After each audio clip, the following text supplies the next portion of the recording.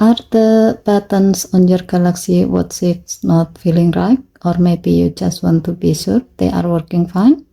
Let me show you how to test the buttons using your Samsung Galaxy S25 Ultra.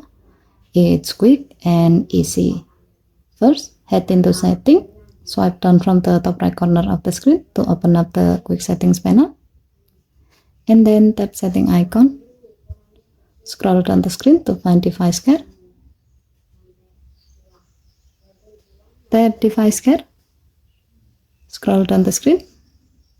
Under Additional Care section, tap Diagnostics. Tap Watch Diagnostics. And then tap button to start checking. Now look at your Galaxy Watch 6. You will be asked to press the home and back button.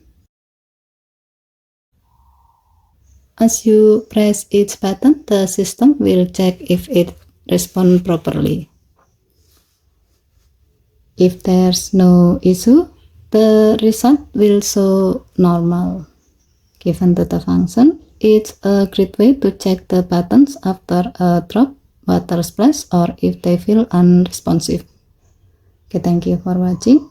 Please help to like and subscribe. Have a nice day.